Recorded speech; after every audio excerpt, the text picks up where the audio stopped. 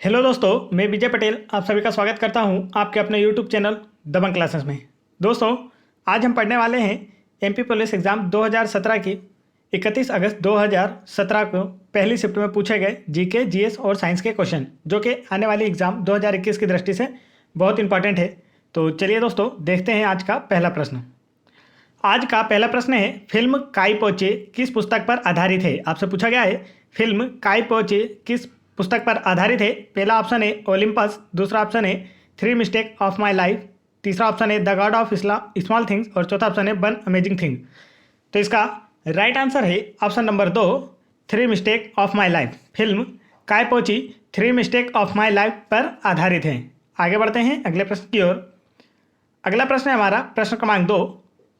कौन से शहर में बीना रिफाइनरी, जिसे भारत ओमान तेल रिफाइनरी भी जाना जाता है, जो ओमान ऑयल कॉरपोरेशन और भारत पेट्रोलियम कॉर्प के बीच एक संयुक्त उद्यम है। आपसे पूछा गया है कि बीना रिफाइनरी किस जिले में है, जो भारत ओमान तेल रिफाइनरी भी कहा जाता है और जो ओमान ऑयल कॉरपोरेशन और भारत पेट्रोलियम कॉरपोरेशन के बीच एक संयुक्त उद्यम है। तो इसका राइट आंसर है ऑप्शन नंबर 3, चंदेरी। आगे बढ़ते हैं अगले प्रश्न की ओर। अगला प्रश्न है हमारा प्रश्न क्रमांक 3। किस संवैधानिक संशोधन ने भारत में पंचायती राज की स्थापना की। आपसे पूछा गया है कि संवैधानिक संशोधन ने भारत में पंचायती राज की स्थापना की। पहला ऑप्शन है 22वां संशोधन, दूसरा ऑप्शन है 75वां संशोधन, तीसरा ऑप्शन है 65वां संशोधन और चौथा ऑप्शन है 73वां संशोधन। तो इसका राइट आंसर है ऑप्शन नंबर 4, 73वें संविधान संशोधन के तहत भारत में पंचायती राज की स्थापना की गई थी और पंचायतों के गठन का वर्णन अनुच्छेद 40 तथा अनुसूची 11 में किया गया है। आगे बढ़ते हैं अगले प्रश्न की ओर। अगला प्रश्न है प्रश्न क्रमांक 4। हिंडोला महल और जहाज महल दोनों कहाँ स्थित है। आपसे पूछा गया है हिंडोला महल और जहाज महल दोनों कहाँ स्थित है। पहला ऑप्शन है मांडू, दूसरा ऑप्शन है भोजपुर, तीसरा ऑप्शन है रीवा और चौथा ऑप्शन है राजगढ़। तो इसका राइट आंसर है ऑप्शन नंबर 1, मांडू में।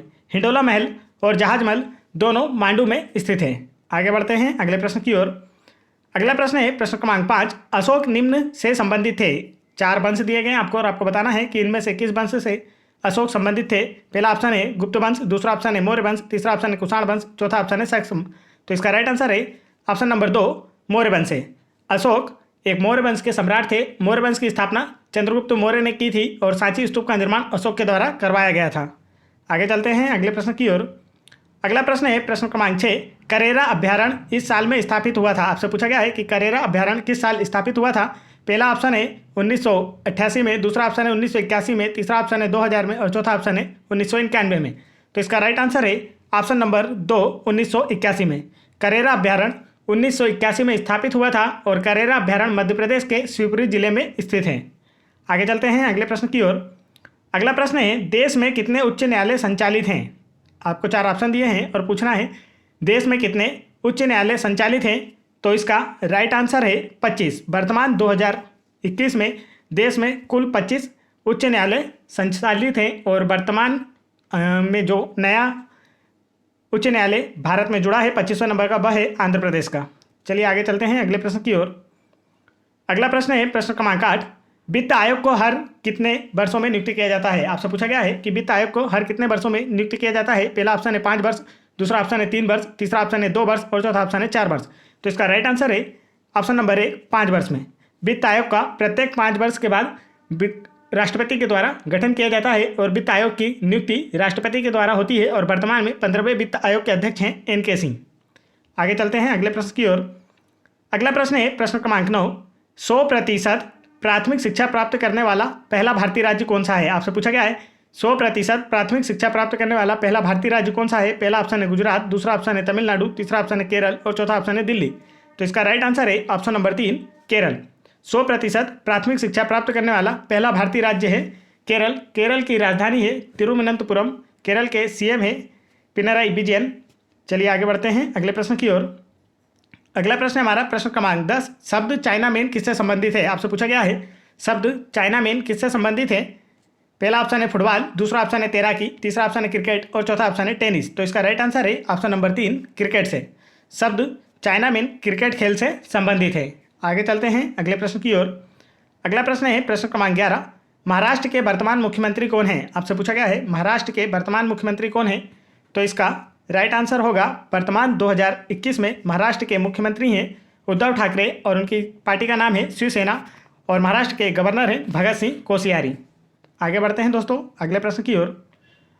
अगला प्रश्न है प्रश्न क्रमांक 12, वर्तमान में वस्त्र के संघीय मंत्री कौन है? आपसे पूछा गया है वर्तमान में वस्त्र के संघीय मंत्री कौन है?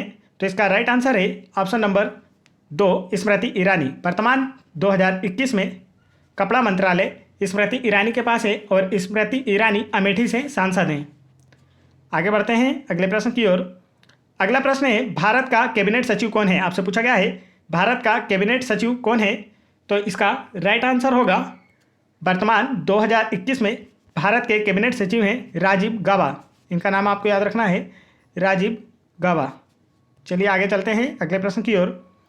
अगला प्रश्न है विज्ञान और प्रौद्योगिकी के केंद्रीय मंत्री कौन है? आपसे पूछा गया है विज्ञान और प्रौद्योगिकी के केंद्रीय मंत्री कौन है? पहला ऑप्शन है हरसिमरत कौर बादल, दूसरा ऑप्शन नरेंद्र सिंह तोमर, तीसरा ऑप्शन उमा भारती और चौथा ऑप्शन है हर्षवर्धन। तो इसका राइट आंसर है ऑप्शन नंबर 4 डॉक्टर हर्षवर्धन। वर्तमान 2021 में डॉक्टर हर्षवर्धन विज्ञान और प्रौद्योगिकी के केंद्रीय मंत्री हैं। आगे बढ़ते हैं अगले प्रश्न की ओर। अगला प्रश्न है कुष्ठ रोग उन्मूलन दिवस कब मनाया जाता है? आपसे पूछा गया है कुष्ठ रोग उन्मूलन दिवस कब मनाया जाता है? तो इसका राइट आंसर है ऑप्शन नंबर 2 30 जनवरी को। कुष्ठ रोग उन्मूलन दिवस प्रत्येक वर्ष 30 जनवरी को मनाया जाता है और 30 जनवरी को गांधी जी की स्मृति में प्रत्येक वर्ष शहीद दिवस भी मनाया जाता है। आगे चलते हैं अगले प्रश्न की ओर। अगला प्रश्न है मध्य प्रदेश में गाय अभ्यारण्य निम्न स्थान पर स्थित है। 4 ऑप्शन है और आपको बताना है इनमें से किस स्थान पर मध्य प्रदेश में गाय अभ्यारण्य स्थित है। पहला ऑप्शन है पचमा सीहोर में, दूसरा ऑप्शन है सलरिया अगर में, तीसरा ऑप्शन है मंगेलिया इंदौर में और चौथा ऑप्शन है बंडोल सिवनी में। तो इसका राइट आंसर है ऑप्शन नंबर 2 सलरिया आगर जिले में। मध्य प्रदेश का पहला गाय अभ्यारण्य सलरिया आगर जिले में स्थित है और इसका नाम है कामधेनु गो अभ्यारण्य। आगे चलते हैं अगले प्रश्न की ओर। अगला प्रश्न है भारत की प्रथम समर्पित अंतरिक्ष वेधशाला है जिसका प्रक्षेपण 2016 में किया गया था। तो इसका राइट आंसर है ऑप्शन नंबर 3 एस्ट्रोसेट। एस्ट्रोसेट भारत की प्रथम समर्पित अंतरिम वेधशाला है जिसे का प्रक्षेपण 2016 में किया गया था। आगे चलते हैं अगले प्रश्न की ओर। अगला प्रश्न है किस योजना का उद्देश्य गांवों को गंदगी तथा कीचड़ से मुक्त करना तथा स्वच्छ वातावरण का निर्माण करना है? 4 ऑप्शन दिए गए हैं और आपको बताना है इनमें से किस योजना का उद्देश्य गांवों को गंदगी तथा कीचड़ से मुक्त करना तथा स्वच्छ वातावरण का निर्माण करना है। पहला ऑप्शन है लाडली लक्ष्मी योजना, दूसरा ऑप्शन है मुख्यमंत्री ग्राम सड़क योजना, तीसरा ऑप्शन है नंदीशाला योजना और चौथा ऑप्शन है पंच परमेश्वर योजना।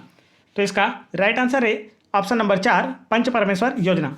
पंच परमेश्वर योजना का संबंध गांवों को गंदगी तथा कीचड़ से मुक्त करना है तथा स्वच्छ वातावरण का निर्माण करना है। आगे चलते हैं अगले प्रश्न की ओर। अगला प्रश्न है किस भारतीय ने 2017 ऑस्ट्रेलियन सुपर श्रृंखला बैडमिंटन खेल प्रतियोगिता जीती थी? तो इसका राइट आंसर है किदाम्बी श्रीकांत। आगे बढ़ते हैं अगले प्रश्न की ओर। अगला प्रश्न है हमारा प्रश्न क्रमांक 25। स्वामी विवेकानंद ने 1903 में कहाँ पर आयोजित विश्व धर्मों के सम्मेलन में भाग लिया था? आपसे पूछा गया है स्वामी विवेकानंद ने 1903 में कहाँ पर आयोजित विश्व धर्म सम्मेलन में भाग लिया था? पहला ऑप्शन है लंदन, दूसरा ऑप्शन है न्यूयॉर्क, तीसरा ऑप्शन है टोक्यो और चौथा ऑप्शन है शिकागो। तो इसका राइट आंसर है option number 4 Chicago. Swami Vivekananda ने 1903 में शिकागो में आयोजित विश्व धर्म सम्मेलन में भाग लिया था और विवेकानंद ने के गुरु का नाम रामकृष्ण परमहंस था। चलिए आगे बढ़ते हैं अगले प्रश्न की ओर। दोस्तों यदि आप लोगों को मेरा वीडियो पसंद आ रहा हो तो वीडियो को एक लाइक जरूर करें और मेरे चैनल को भी जरूर सब्सक्राइब कर लें और बेल आइकन के बटन जरूर दबा लें ताकि ऐसे इंपॉर्टेंट एजुकेशनल वीडियो के नोटिफिकेशन आप तक आसानी से पहुंचते रहें। और यदि आप लोगों को MP police exam 2016, 2017, MP jail प्रेरी एग्जाम 2018, 2020, एनटीपीसी एग्जाम 2016, 2017 और 2020 इन सभी एग्जाम्स के प्रीवियस ईयर्स पेपरों के जीके, जीएस और साइंस के क्वेश्चंस की वीडियो देखना है तो आप मेरे चैनल की प्लेलिस्ट में जाकर वहां से देख सकते हैं और अपनी तैयारी को और बेहतर कर सकते हैं। तो चलिए आगे बढ़ते हैं। अगला प्रश्न है जैव मंडल निचय इनमें विभाजित किया गया है। 4 ऑप्शन दिए गए हैं और आपको बताना है कि जैव मंडल निचय इनमें से कितने भागों में विभाजित किया गया है। पहला ऑप्शन है 5 क्षेत्रों में, दूसरा ऑप्शन है 4 क्षेत्रों में, तीसरा ऑप्शन है 6 क्षेत्रों में और चौथा ऑप्शन है 3 क्षेत्रों में। तो इसका राइट आंसर है ऑप्शन नंबर 4 3 क्षेत्रों में। जैव मंडल निचय 3 क्षेत्रों में विभाजित किया गया है। चलिए आगे चलते हैं अगले प्रश्न की ओर। अगला प्रश्न है प्रश्न क्रमांक 7। जब अम्ल तनुकृत होता है तो विलयन में हाइड्रोनियम आयन के सांद्रण का क्या होता है? 4 ऑप्शन है में वृद्धि होती है, में परिवर्तित नहीं होता है, तीसरा ऑप्शन है में कमी होती है और चौथा ऑप्शन है को मापा नहीं जा सकता है। तो इसका राइट आंसर है ऑप्शन नंबर 1। जब अम्ल के तनुकृत होता है तो विलियम में हाइड्रोनियम के आयन के सांद्रण में वृद्धि होती है। चलिए आगे बढ़ते हैं अगले प्रश्न की ओर। अगला प्रश्न है हमारा प्रश्न क्रमांक 10। बेंगलोर में मेट्रो के स्तंभों और एक्सप्रेस मार्गों के स्तंभों पर ऊर्ध्वाधर बागवानी का कार्य प्रारंभ किया गया है, इससे इसमें मदद मिलेगी। पहला ऑप्शन है सिर्फ अधिक ऑक्सीजन उत्सर्जन, दूसरा ऑप्शन है सिर्फ हरित दृश्य भूमि, तीसरा ऑप्शन है सिर्फ हवा शुद्धिकरण और चौथा ऑप्शन है उपयुक्त सभी। तो इसका राइट आंसर है ऑप्शन नंबर 4, उपयुक्त सभी। बेंगलोर में मेट्रो के स्तंभों और एक्सप्रेस मार्गों के स्तंभों पर ऊर्ध्वाधर बागवानी का प्रारंभ किया गया है, इससे इन सभी कार्यों में सुविधा मिलेगी। चलिए आगे चलते हैं अगले प्रश्न की ओर। अगला प्रश्न है एक वस्तु जल से भरी टंकी की तली में रखी गई है जो कि अपनी वास्तविक गहराई से कम गहराई पर रखी हुई दिखाई देती है, ऐसा किसके कारण होता है। आपसे पूछा गया है एक वस्तु जो जल से भरी टंकी की तली में रखी गई है और वह अपनी वास्तविक गहराई से ऊपर उठी हुई दिखाई देती है, तो ऐसा किस कारण से होता है। तो इसका राइट आंसर है ऑप्शन नंबर 2, अपवर्तन के कारण। कोई वस्तु जो जल से भरी टंकी में रखी गई है वह अपनी वास्तविक स्थिति से कुछ ऊपर उठी हुई दिखाई देती है, तो यह क्रिया अपवर्तन के कारण होती है। आगे चलते हैं अगले प्रश्न की ओर। अगला प्रश्न है हमारा एक चालक से होकर विद्युत आवेश के प्रवाह की दर निम्न कहलाती है। 4 ऑप्शन है और आपसे पूछा गया है एक चालक से होकर विद्युत आवेश के प्रवाह की दर क्या कहलाती है। पहला ऑप्शन है विद्युत विभव, दूसरा ऑप्शन है विद्युत धारा, तीसरा ऑप्शन है विद्युत ऊर्जा और चौथा ऑप्शन है विद्युत शक्ति। तो इसका राइट आंसर है ऑप्शन नंबर 2, विद्युत धारा। एक चालक से होकर विद्युत आवेश के प्रवाह की दर विद्युत धारा कहलाती है। आगे चलते हैं अगले प्रश्न की ओर। अगला प्रश्न है, आगे बढ़ते हैं, यह गणित है। अगले प्रश्न की ओर। अगला प्रश्न है निम्न में से किसके द्वारा पावर तथा खाद दोनों प्रदान किए जाते हैं। आपसे पूछा गया है निम्न में से किसके द्वारा पावर तथा खाद दोनों प्राप्त किए जाते हैं। पहला ऑप्शन है जैव गैस शक्ति संयंत्र, दूसरा ऑप्शन है जल विद्युत शक्ति संयंत्र, तीसरा ऑप्शन है ऊष्मीय शक्ति संयंत्र और चौथा ऑप्शन है नाभिकीय शक्ति संयंत्र। तो यहाँ आपसे पूछा गया है निम्न में से किसके द्वारा पावर तथा खाद दोनों प्राप्त किए जाते हैं। तो इसका राइट आंसर है ऑप्शन नंबर 1, जैव गैस शक्ति संयंत्र के द्वारा पावर तथा खाद दोनों प्राप्त किए जाते हैं। आगे बढ़ते हैं अगले प्रश्न की ओर। अगला प्रश्न है सभी जीवित जीव के संदर्भ में निम्न में से कौन सा कथन सत्य है। 4 ऑप्शन है और आपसे पूछा गया है सभी जीवित जीव के संदर्भ में निम्न में से कौन सा कथन सत्य है। पहला ऑप्शन है वे सिर्फ अवशेष उत्पाद निष्कासित करते हैं, दूसरा ऑप्शन है वे सिर्फ बढ़ते हैं और अपनी प्रजाति के अधिक सदस्यों का पुनरुत्पादन करते हैं, तीसरा ऑप्शन है उपयुक्त सभी और चौथा ऑप्शन है उन्हें सिर्फ भोजन की आवश्यकता होती है और ऊर्जा प्राप्त करने के लिए उसे परिवर्तित करते हैं। तो यहाँ आपसे पूछा गया था सभी जीवित जीव के संदर्भ में निम्न में से कौन सा कथन सत्य है। तो इसका राइट आंसर है ऑप्शन नंबर 3, उपयुक्त सभी। दिए गए तीनों कथन जीवित जीव के संदर्भ में सत्य है। चलिए आगे चलते हैं अगले प्रश्न की ओर।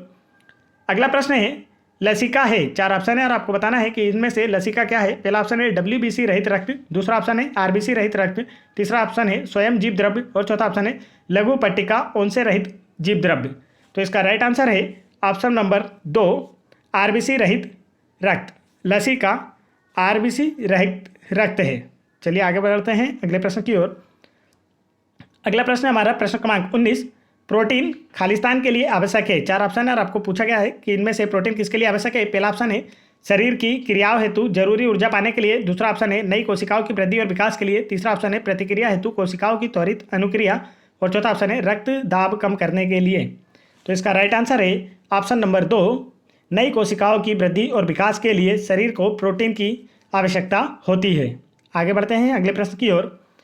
अगला प्रश्न है मादा मच्छर को रक्त के रूप में उच्च पोषण युक्त भोजन की आवश्यकता क्यों होती है। आपसे पूछा गया है मादा मच्छर को रक्त के रूप में उच्च पोषण युक्त भोजन की आवश्यकता क्यों होती है।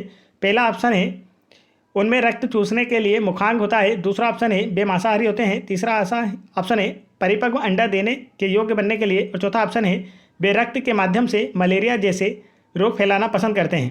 तो यहाँ आपसे पूछा गया है मादा मच्छर को रक्त के रूप में उच्च पोषण युक्त भोजन की आवश्यकता क्यों होती है। तो इसका राइट आंसर है ऑप्शन नंबर 3, परिपक्व अंडा देने के योग्य बनने के लिए। चलिए आगे चलते हैं अगले प्रश्न की ओर। अगला प्रश्न है कोशिका सिद्धांत के विषय में निम्न में से कौन सा सत्य नहीं है। 4 ऑप्शन दिए गए हैं, आपको बताना है कि इनमें से कौन सा कथन कोशिका सिद्धांत के विषय के संदर्भ में सत्य नहीं है। पहला ऑप्शन है पुरानी कोशिकाएं विभाजित होकर नई कोशिकाएं बनाती हैं, दूसरा ऑप्शन है सभी सजीव वस्तुएं कोशिकाओं से निर्मित होती हैं। तीसरा ऑप्शन है सभी कोशिकाएं समरूप होती हैं। और चौथा ऑप्शन है जीव की संरचना उसके कोशिकीय संगठन पर निर्भर करती है। तो इसका राइट आंसर है ऑप्शन नंबर 3, सभी कोशिकाएं समरूप होती हैं। यह कथन कोशिका सिद्धांत के विषय में गलत है। अलग अलग जीवों की कोशिकाएं अलग अलग प्रकार की होती हैं। आगे बढ़ते हैं अगले प्रश्न की ओर। अगला प्रश्न है निम्न सेटों में से एक प्रजाति कहलाने योग्य नहीं है, वह कौन सा सेट है। 4 ऑप्शन है और आपको पूछा गया है कि इन सेटों में से एक प्रजाति कहलाने योग्य नहीं है और वह कौन सा सेट है, ये आपको बताना है। पहला ऑप्शन है आस पड़ोस में रह रहे विभिन्न पशु। दूसरा ऑप्शन है अफ्रीका, अमेरिका और यूरोप में रह रहे मानव। और तीसरा ऑप्शन है विभिन्न नस्लों के कुत्ते, अल्सतियन, लेब्राडोर और पोमेरेनियन। और चौथा ऑप्शन है गाय की विभिन्न नस्लें जैसे जर्सी, होल्स्टीन। तो इसका राइट आंसर है ऑप्शन नंबर 1, आस पड़ोस में रह रहे विभिन्न पशु एक प्रजाति कहलाने योग्य नहीं है। चलिए आगे बढ़ते हैं अगले प्रश्न की ओर। अगला प्रश्न है हमारा अम्ल वर्षा खालिस्तान के ऑक्साइड के कारण होती है। 4 ऑप्शन है और आपको बताना है इनमें से किसके ऑक्साइड के कारण अम्ल वर्षा होती है। पहला ऑप्शन है फास्फोरस तथा कार्बन। दूसरा ऑप्शन है सल्फर तथा नाइट्रोजन। तीसरा ऑप्शन है सल्फर तथा फास्फोरस। और चौथा ऑप्शन है नाइट्रोजन तथा कार्बन। तो इसका राइट आंसर है ऑप्शन नंबर 2, नाइट्रोजन तथा सल्फर। अम्ल वर्षा सल्फर तथा नाइट्रोजन के ऑक्साइड के कारण होती है और यह मानव जाति और वनस्पति पर काफ़ी नुकसान पहुंचाती है। आगे चलते हैं अगले प्रश्न की ओर। अगला प्रश्न है निम्न में से किस धातु के मिश्र धातु को विमान और ऑटोमोबाइल इंजन बनाने के लिए उपयोग किया जाता है। आपसे पूछा गया है निम्न में से किस धातु के मिश्र धातु को विमान और ऑटोमोबाइल इंजन बनाने के लिए उपयोग किया जाता है। पहला ऑप्शन है लोहा, दूसरा ऑप्शन है एल्यूमिनियम, तीसरा ऑप्शन है पारा और चौथा ऑप्शन है तांबा। तो इसका राइट आंसर है ऑप्शन नंबर 2, एल्यूमिनियम। एल्यूमिनियम धातु के मिश्र धातु को विमान और ऑटोमोबाइल इंजन बनाने में उपयोग किया जाता है क्योंकि यह वजन में हल्की होती है। आगे चलते हैं अगले प्रश्न की ओर। अगला प्रश्न है हमारा जाली खाद्य श्रृंखला जिसमें क्रेन, पादप, प्लवक, टेडपोल और मछली है, क्रेन की स्थिति होगी। आपसे पूछा गया है जलीय खाद्य श्रृंखला जिसमें क्रेन, पादप, प्लवक, टेडपोल और मछली है, क्रेन की स्थिति क्या होगी। तो इसका राइट आंसर है ऑप्शन नंबर 1, पौष्टिकता स्तर 4 की। जाली खाद्य श्रृंखला जिसमें क्रेन, पादप, प्लवक, टेडपोल और मछली हैं, इसमें क्रेन की स्थिति चौथी पौष्टिकता स्तर पर होगी। आगे बढ़ते हैं दोस्तों, यदि आप लोगों को वीडियो पसंद आया हो तो वीडियो को एक लाइक जरूर करें और मेरे चैनल को भी जरूर सब्सक्राइब कर लें। और यदि आप लोगों को एमपी पुलिस एग्जाम 2016, 2017 और एनटीपीसी एग्जाम 2016, 2017, 2021 इन सभी एग्जाम्स के प्रीवियस ईयर्स के जीके, जीएस और साइंस के क्वेश्चंस की वीडियो देखना है तो आप मेरे चैनल की प्लेलिस्ट में जाकर वहाँ से देख सकते हैं। और आप इन सभी वीडियोज़ की PDF फाइल भी फ्री में टेलीग्राम चैनल ज्वाइन करके वहाँ से डाउनलोड कर सकते हैं। और टेलीग्राम चैनल की लिंक मैंने इस वीडियो के डिस्क्रिप्शन में दे रखी है। तो आप लोगों को यह वीडियो कैसा लगा मुझे कमेंट करके ज़रूर बताएं। जय हिंद दोस्तों।